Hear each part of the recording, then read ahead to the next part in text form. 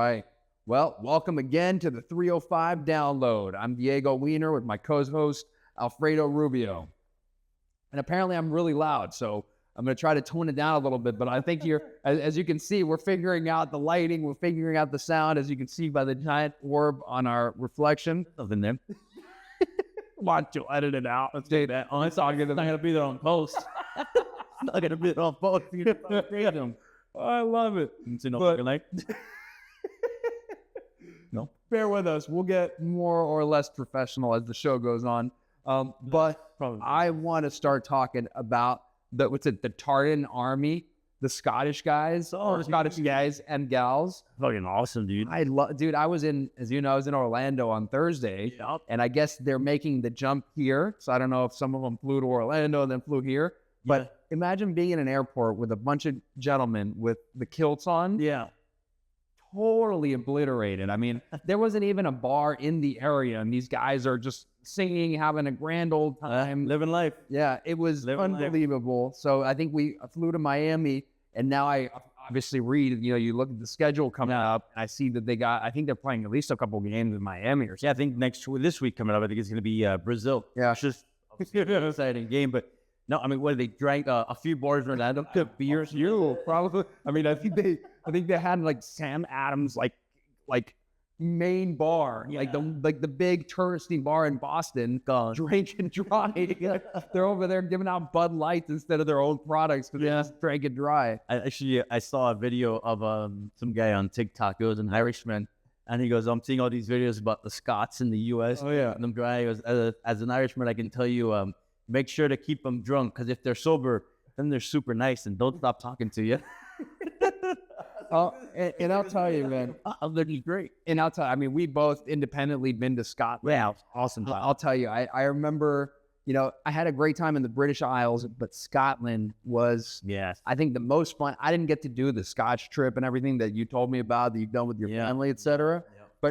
But tell me about that. How does that click with, like the interactions you've had with them or what you've seen here? Does it track? I assume it tracks. So we had, we stayed in Edinburgh, whatever they say. It's adorable. Yeah. That was beautiful accent. Beautiful. But so we stayed there. Everyone there is awesome. Great time. They're just drinking. They work and then just drunk and then work and then just drunk. I'm on vacation. It's like the pub, like the 6 p.m. pub or a 7 p.m. pub. Dude, every time I found like a pub, I went in because I was having such a good time at pubs.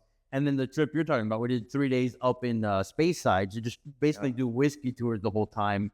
And by like day 2, you don't our driver was super Scottish, thick accent, hard to understand, nice guy, super nice guy. But he kind of kept getting frustrated with us because every bar we'd be drinking extra. He's like, "We're going to be late to the next one." Obliterated, and of course, nobody on the tour is Scottish. We're all just like, it'll be fine. Fell right into the vibe things going on. It was awesome though. I'll tell you, I mean, I have not spent a lot of time in Scotland, but I remember going to Glasgow. I remember going to Inverness, and I remember them just everyone being friendly. And not only do they have amazing Scotch, but as I understand, Hendrick's gin is also Scottish gin. Oh, is it? I believe so. Don't hate on me too much if I'm wrong. But yeah, I had that. It was unbelievable.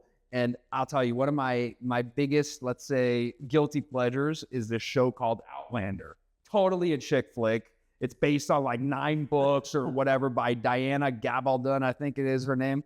And it's about like time travelers and the Scots and this and that. But the main actors, 2 of the main actors, had another show. It's like Men in Kilts. Okay. And they go and do like Highland games and they drink. And dude, it was, I don't remember what network it was on. I think it was Prime. It was great time. If you can find that. Yeah, just like, basically get to enjoy it vicariously through these actors. And I'll tell you, I think I regret, now that I don't drink, I regret not having had that trip during my drinking days to like the have it for both. I like it. I still do drink.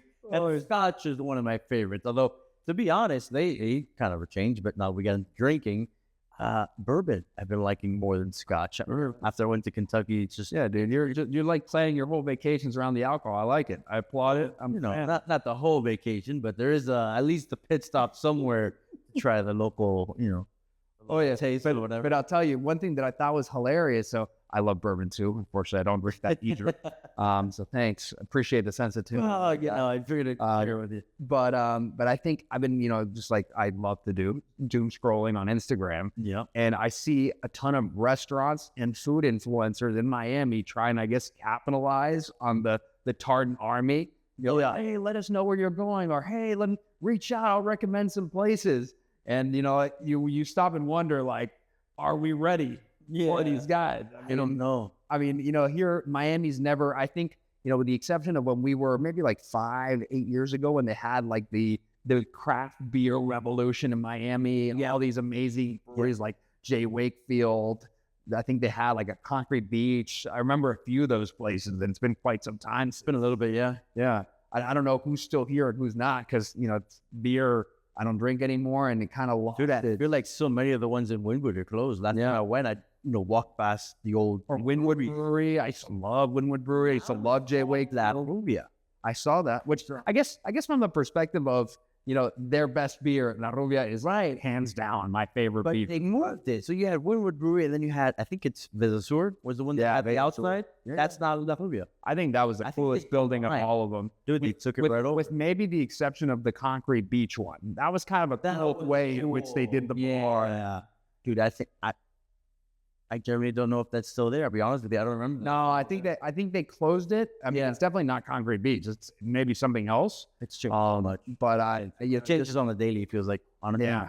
But I'll tell you, had it been during that time, it would have been. Oh my God. It would have been awesome. But I think unfortunately, I don't know that we're that big of a beer drinking town in Miami. Maybe if you're talking vodka or breweries, we got a lot of bars, and we got a couple pubs. Fair, a couple. A couple. But I'm curious. John Martin's in the Gable Bars. I like that place. You've got the pub, but that's in Pembroke Pines. Yeah. And there's another place. No disrespect to Pembroke Pines, but that ain't Miami. I know, but they got some great. But it's close to Miami Gardens, which is where the stadium is. So that's true. Maybe some people are still. Are they playing any games at the Inter Miami Stadium, or are they all at the Hard Rock? I don't. It's a good question. I think they're all at the Hard Rock, because I don't know if the Inter Miami Stadium can hold that many people. I could be wrong, and it's all. I'd imagine to be great, and I'm completely freaking wrong. But I mean, we can look it up and then just find out for it. But then I think they're all. Because I'd imagine, I mean, here you have this brand new stadium. I haven't been, but by all accounts, it's beautiful. It's right next to the airport. Would make total sense that they would at least host 1 or 2 games there. And by virtue of, soccer is generally the stadiums don't tend to be as large as the, It says here, according to Google. Okay. They said our research assistant, Carlos. Yeah. Our research Carlos says, no, there's that. It's like, oh, wow. But it makes sense, though, with the prices that they're charging, just the sheer size of stadium versus soccer. You want to get, the most. You want what, like in capacity? I forgot what Hard Rock has, like 85K, something like that. It's not less than 70. Yeah. So you got to think you're going to get a lot more people, some more tickets. You have a higher variety of like ticket ranges and things like that. So maybe not. And I since I haven't been to the Inter Miami one, I'm not sure what they have. I'm sure it's beautiful, but I think I saw a great, article. Probably saw it in real. That they're having like a baseball game, like at Lone Depot Park. I don't know if it's like tomorrow or when it is, but point is, like they actually reserved like whole sections for the Scottish fans. Oh yeah, and it's like right by, like, as so many areas in the stadium are, right by like one of those outdoor bars. Of course, it's gonna be hilarious. But I also read that it was like the weekend where they or a game where they don't charge for children. Nice. It's like bring your dog to the stadium day 2. Nice. And you're gonna have like 10,000 of your closest Scottish friends drinking up a storm. So Miami, it should be a really, really interesting party. It's gonna be insane. Thinking of going. I would love to. I've been about it. No, not about it. Yeah, it's not too far either. Yeah. So but dude, the whole World Cup thing, you're calling it Sleepover 2026 because of all the European countries coming over here. And tell me you've seen some of those reels of like the European experience in Miami. I saw not Miami, in the States. In the States, I saw one today that made me laugh. It was a French guy in Texas. Because all my friends were telling me, "Be careful, it's dangerous." He goes, "The only danger here is my potential addiction to brisket." It's like, because everyone is so nice. I'm driving around in a tank pumping the trucks are careful, people are addicted. She goes, I'm on the safest vehicle I've ever been in. Or they had like the two Dutch guys that are driving in like Alabama with like in a Ford F-150 sitting on country roads. I mean, it's just, or Sweet Caroline. Sorry, it's just great. I love it though. I mean, a lot of people overseas haven't come to America, and they just see what you see in the news or on the internet, and they make assumptions, as we all do with places we've never been to. But then you come and you're like, this is okay. That's another great one I saw. They're like, I think it was John Oliver or something, and during his show they did like a cut of it, and he goes, Europeans always ask me, and I'm not even gonna try to do his British accent. No, like they always ask me, like, why don't you just leave? Why don't you just leave? Then they come here and they're like, oh, Buc-ee's, Waffle House, Chick-fil-A, Walmart. They're just like, what? Any chain, any American chain. I mean, I love it. When you're like traveling abroad. I was in Madrid recently, in Barcelona, and sure, there's some good late night spots. Yeah, but nothing quite as satisfying as real Americans. Nice night. Give me here my those pesos, Waffle House. Yeah. People are freaking out over the sheer portion sizes of like appetizers. They're like, this is an appetizer. This is a meal. As a matter of fact, this isn't even a meal I can have in my country. And I'm in love. Amazing. I love to see the videos of everyone just having a good time. Yeah. No one's doing anything crazy. Everyone's just having fun. And did you see Conehead? I think it was in Philadelphia or something. No, I didn't see that. Dude, the Scots on this Washington statue where he's on the horse, they literally helped each other climb this statue and then put a cone on his head. What I see. A little less destructive than my Knicks fans up at No, they literally destroyed nothing and just putting they destroyed the whole city. The whole city got nuts, and the Scottish are putting a cone and they're just hanging out there. But you know what? And I think that, to your point, it's almost when you see like certain events are geared towards like, let's say, camaraderie. Yeah, I remember like going to Ultra Music Festival, like that you have who knows how 50,000 people into like Nathan Park. But no fights, no issues. Everyone's there to have a great time. And kind of the same deal. We went yesterday to the U.S. game watch party outside of Lifetime and at Graziano's. Hats off to them, man. I thought that was a great little setup, tables, food. People went up. I highly recommend it if you don't have a screw to watch the game. Probably be the next time. It's comfortable. You're in it's got nice, the buildings are so big, you've got the shadow, you get the breeze. As long as you get there early enough to as long as you get there early to get them chairs. Yeah. Thank you. Yeah. Oh, and by the way, Alfredo was there like 20 minutes late. I think I must have been asked for those chairs about 300 times by the time you and my brother Fernando rolled in. Oh, thanks, man. Thanks for holding the chairs. Hey, no problem. I've just been fighting for that for my life. As last minute planned as it goes. Okay, you called me at like 2:50 and you coming? I'm like, what time is the game? 3. I'm like, what? I disagree with that. I think I gave you a heads up. Whatever. Minor details. Well, you gave me a heads up of we may be meeting somewhere before 3 o'clock at some point in time in the 305 area code. Yeah, I'm gonna drive my ass there like in like a speed demon. And as I'm getting texts of different spots, I'm going packed, no good, packed. This one's good. Come now. 3 chairs, 15 minutes. No, but it was great. I think to your point, they did a phenomenal job. Had the bars outside, the fans, the servers were not only inside, the servers are coming out and having the little numbers as usual and serving table. Good, everyone has good time. Not a great time. Nothing. And Graziano's great spot. I mean, my God, we'd already eaten, but I kept telling Janelle and then Fernando, I was like, hey, like next time they got steaks and fries. That's all I want. Some good steaks and fries, and not the cheapest place, but also not the creep. Yeah, nice, comfortable. Hey, you have paying Prime 112 prices. Graziano's. No. Not Steak and Shake prices or Waffle House for the Europeans watching. You're not going to Outback, but so it's a better quality and a good time. But I've always liked Graziano's. I like that Argentine Italian mix. They got a good job. They've done some good food. Their empanadas have always been fire to me. I mean, I love that. Hey, bro, you want anything? Empanada. And of course, you and your brother, dessert. Dessert. It's Argentine. You have to get alfajores. Oh, yeah. I skipped. I don't know why I had the brigadeiros. I mean, that's Argentinian adjacent. I'm surprised you didn't get. Did you get alfajores? No, I didn't. Yeah, I got an alfajor and one brigadeiro. One brigadier, never had the brigadier. You know, that's diet. Our fire. Diet. Restraint. Self-control is diet. 1, 2, 3, whatever. I saw one. I saw. If you had the other two on the way, I don't know, but I saw one. No. Fernando cleaned that up. Fernando cleaned them out. Yeah. No, it was good though, man. I mean, the spot was great. Miami's been doing a good job with everyone, like all the watch parties. I haven't been hearing anything crazy. Just on the rides to the one. On the road to, well, but even then, yesterday the video I saw it today. I don't know when it happened. But isn't it interesting? Like you tell me all the time as part of your advice. I always ask Alfredo. I'm like, hey, like as a PI lawyer, what's one of the main advice things you would offer? And you always tell me, get a damn dash cam. Yeah, get a dash cam, get a camera. And I'll tell you, man. I mean, what we're talking about is the Only in Dade video that's seen a white bald gentleman, has a gun out. He's basically subduing a black gentleman into the ground. And, from all the perspective, it looks like the white guy is in the wrong, right? He's got a gun. The other guy is basically like looking up like, hey, don't let him kill me. Don't let him kill me. Help, help, help. And what it comes down to, and I think, and again, I've not read the police report. This is purely what I read on the social media, Only in Dade show. And again, even that is really the comments on Only in Dade, but it appears that the other gentleman who was actually, I guess, eventually disarmed and forced to the ground was actually the instigator, according to police. Now, granted, according to police. So, we'll wait and see the whole story. You were wrong.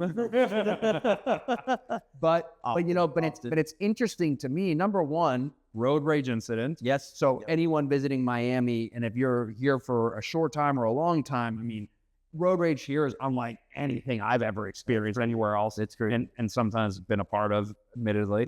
Well, but I mean, it's just wild, man. So I read at least, and tell me if you disagree, that apparently there was like a fender bender, that the guy who ended up being the alleged victim was the one that would actually pull the gun first. That's what I read. Yeah, I had read that he pulled it up, and then the other guy had his own, and then was just protecting himself. And this all came down to a parking lot. Oh my God! I think one guy, I don't know which one of the two, had the right of way, and the other one pulled out of a parking spot, clipped him, and then the guy who started all got out of the car, started kicking the car door, and then pulled out a gun. And that's what I read. Car door. Yeah, and then just pulled the gun. Yeah. From what I read, I'm going, why? Yeah. I mean, things happen. Look, you obviously want to drive careful, be careful. That's a known thing, but I don't know, man. I mean, sometimes people just take it overboard for absolutely no reason, in my opinion. Like, shit unfortunately happens, and listen, frustration, people yell things. You can yell bad words, whatever you want. But I'll tell you, from my perspective, being a criminal defense lawyer, I'm seeing more and more of these road rage style incidents leading to confrontations with firearms. It's no secret that Florida has some of the most relaxed gun laws in the country. And listen, I'm not sitting here advocating against gun laws. As you know, as we are, Second Amendment advocates, and we both have firearms. We both often carry them. But I do think that something's been lost since these law changes, which basically make it essentially a free-for-all unless you're a convicted felon, unless you're a non-resident in the country, and unless you're kind of in a situation where either you have a mental health issue, right, or a substance abuse issue. Really, almost anyone that's over the age of 21 can have open carry and a concealed carry, and concealed carry without a permit.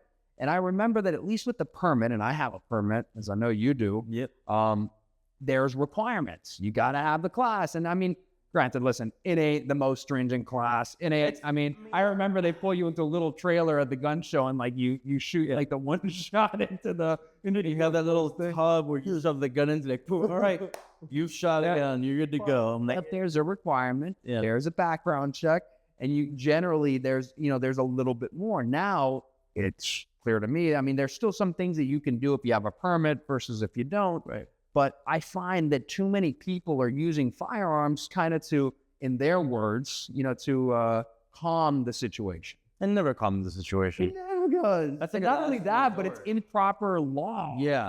It's like you're only ever supposed to pull a gun if you feel that your life is in danger, or you're in danger of great bodily harm, or they're going to hurt someone else and you're defending that person, right? We talk about stand your ground, but at its very basic, that's the point, right? And so often I'm seeing these videos of people just like, oh, I pulled the gun, or I get cases where like, oh, I shot up in the sky, I shot up in the ground, just trying to calm this. You fired a gun to calm the situation. This ain't a movie, my guy. What do you mean you fired a gun to calm the situation? It's so if I have one bit of advice from a criminal defense lawyer that does a lot of these stand your ground, self-defense type cases, that gun does not come out until and unless you find yourself in a situation where you fear for your life or the life of somebody else, in my humble opinion. Because even this video, let's say the gentleman that supposedly was in the right, that looks in the wrong in the video, the bald white gentleman, you see him, he's telling the guy to get down, clearly pointing the gun, at least in his general vicinity. I'm sure his finger's off the trigger, but I mean, unless you're a Navy SEAL, I think I read somewhere that even police officers that are trained have like a 30% hit rate. And, and again, we've all had accidental discharges. So I think it just ups the ante, and it's just unnecessary. In that situation, I think it definitely depends if the other guy did pull a gun on him or with his family. I agree. You're putting my family in danger now. You left it up to a point where, and if what we read is true, and again, it's social media, so it could be made up. But if it is, I think you showed some pretty good self-control, not doing anything else, just having him on the ground until cops get there. But it just goes to show what I always tell people is get a dash cam. They're not that expensive. You get one for like $40-$50 on Amazon, which Prime Day is coming up. So get one now. I don't know if you need that. You're like, Amazon. Yeah, Amazon. Amazon, you try to sponsor. So get one's coming up. So get a dash cam. And I feel like that's almost always when my clients have been in the car accidents. It's a he said, she said. That solves the problem right away. And I also feel like in a situation where someone does, pull a gun on you and the dash cam captures that, and then you say, no, I never did that. Hey, look, it's right there on video, So, just protect yourself. And then that's cool, right? It's never going to calm down the situation. It's only going to make it worse every single time. I agree. So what's the point? And to your point, listen, we weren't there. We don't know what happened. But at the same token, not using that particular example, because, if someone pulls a gun on you, I'm more than the proponent of responding in kind. But, but I've seen too many cases where people pull it and then they're like, either it's because they're being macho or, they misunderstand what they're allowed to do with the gun. And and just FYI, just because you're allowed to carry the gun and you're allowed to have it, doesn't mean you're allowed to brandish it. It doesn't mean you're allowed to wave it around. Doesn't mean you're allowed to shoot it. All these things carry with them very serious criminal penalties. So I just, to your point, and it's funny, moving on from just like the front dash cam, I've also seen tons of cases where having that rear camera, like the cab of your car, makes all the difference. I saw another reel, and maybe my algorithm got me today. It's got you. And it's like this guy who's sitting in this cab with his dog, and the dog starts barking. Cops approach the door. And, the guy's like, hey, why'd you stop me? And I kid you not, at least, I haven't seen the full video, but at least from the cab and from the narration of the video, the cop punches him in the face. And he's something like, oh, how you feel about that now?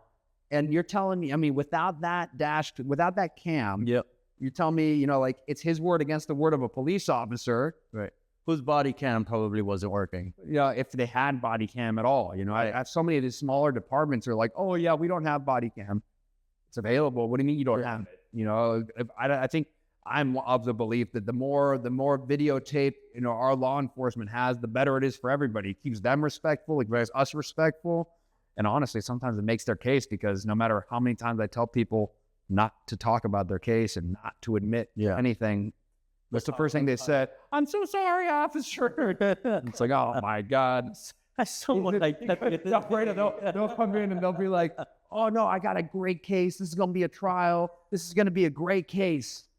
I get the discovery. It's like, officer, I'm so sorry. And I'll never do it again. I'm so sorry. It's like, that's what you want to try? Oh, I didn't know that was coming in. It's coming in. Yeah. I saw one the other day. I don't know what happened, because the video starts after the incident, but there's two cyclists that apparently some kid in a car, it looks like he took the curb way too fast, and the car flipped and went over the fence. Jesus. The kid came out. The cyclists were pissed. So from what I can tell, it looks like they probably almost got hit. So like, what the hell's going on? The kid's acting all tough. And then the cops get there. And they're like, what's going on? And the kid's like, oh, freaking out. Can I jump the fence? And he goes, yeah, like get over on the right side of the fence. I don't know why that's the car flipped over the fence. And in the video, the kid's like, oh my God, I really messed up on this one. I can't believe I did this. I'm going, ooh, that's yeah. like, That's not gonna help. That is gonna help. No. And I'm not saying like definitely don't lie, but just shut up. Yeah, but shut up. And you know what? I think number one, cameras keep you safe, right? So whether it's the dash cam or the cab cam. But I think also people don't realize that all that stuff is like they can subpoena it, they can give you an order to provide it. So I mean, it's one of those situations where it can help you if you're in the right, and it can really, really hurt you if you're in the wrong. Of course, yeah. No, reasonably so. Yeah, but I think I'll tell you, it's not really funny. It's more concerning how many people are like, oh yeah, the video will clear me, and it's their own video, and the video does not clear them, and it's like. I don't know. The video did not clear. The video did not clear you, sir. I mean, it happens a lot. I think in their head, people, you know, as maybe it's human nature, maybe it's not, no. But a lot of people replay it differently because they feel like they were right. And then when they watch it, sometimes people see videos of themselves doing something and they're absolutely shocked that that's even done. That they have that like attitude behind them, that that's something they're incapable of. They're just kind of shocked in general of it, which is pretty wild, to be honest with you, that people just kind of freak out like, man, I can't believe I did that. Yeah. It's like, yeah, I think you got to be careful. Yeah, it's pretty wild. But I'll tell you, before, you know, before we close up, I do want to talk about that one spot we were talking about earlier. Which one? The bagel spot. Oh, it's called Bagel Miami. So it's in that store. Where's it coming now? Okay, so South Miami. Oh. I walked by today. I was on my way to Maman, and they have a pop-up bagels coming up. I will tell you, I'm a Jewish guy. I have pride in bagels. I love bagels, and I can tell you, I've been going to every Jewish deli plus every other deli I could find. I've been eating bagels the wrong way my entire life. Yeah. I was in Orlando, and I looked up like, hey, what's the best bagel place? And they're like, oh, try this place, pop-up bagels. I go, I'm like, I'm going to be. Number one, they only let you buy packs. Like they want you just buy a bagel, they'll buy 3. And then, like, when I asked for it sliced, they, like, looked at me like, no, that's not really how we serve it. I was like, okay, all right. So I got, like, a sesame and everything, and, no, or 2 everything and one sesame or whatever. And then they sell, like, the cream cheese and, like, or their spreads and, like, these giant things. So I'm like, what a rip. I mean, they make you buy 3 bagels. They make you buy the whole tub of thing. I was like, okay. No, it is. I don't. Okay, and then I get in the rental car because I'm going to Ocala or whatever, and I open it. First of all, when you pull this thing out, it feels more like a garlic than it does a bagel. Like it's like it's almost like it feels fake, not like a hard. like something you find in Japan or something. I pull it out, dude. It changed my life. I love food. I love bagels. That was the greatest. I ate all 3 bagels. All 3 bagels. Ate them all. I probably consumed like 200 grams worth of carbs in that one sitting. And that's what but you should. But you know what? This is just who I am. There's a Chick-fil-A next door. So I figured great bagel. You got to have protein with it. You got to have a protein with it. That makes sense. But of course, like the thing was so soft and like that I couldn't make a sandwich out of it. Oh my God. Shout out to Papa Bagels. Thank you for making me get 3. That was unbelievable. What spread did you get? Basic. Basic? Because I didn't know it was going to be awesome. So I was like, just give me cream cheese. No. And then they hand me this giant tub of like, do you not have a single serving? They're like, sir, you're gonna like it. I was like, okay. I did. Did you eat the whole thing? I ate the whole thing. Not the whole spread, but I did some damage. Pretty close. I did with 3 bagels. That's what you made it 10. You made it 10. But it's like one of those where like instead of slicing it, you like rip it. Yeah. But soft enough. But dude, you remember like tropical Chinese, right? Yeah. Ignore the light, whatever. Tropical Chinese has the sesame balls. Yeah. Right. So picture a bagel that feels like one of those, and that's kind of what it tastes like. That's what it was unbelievable. It was that kind of like mushy separation. Oh my God. I don't like the sesame balls, but I'm telling you, it was worthwhile. I loved it. I'm sorry now. So I had to add that before we closed up because that was unbelievable. All right, so that one we're gonna have to try Papa Bagel when it comes to Miami and figure out the light situation. Figure out the light. See, there's the orb up there. What are you talking about? It's been edited. It's in the orb. We will figure out the light situation as we continue to do these and learn what the hell we're doing. I like it. Well, guys, thanks for watching again. We're having a good time figuring this all out. Yeah. Thanks for joining us while we figure this all out and just talk about pretty much. I love it, man. I love it. Thanks for joining. Thanks for joining.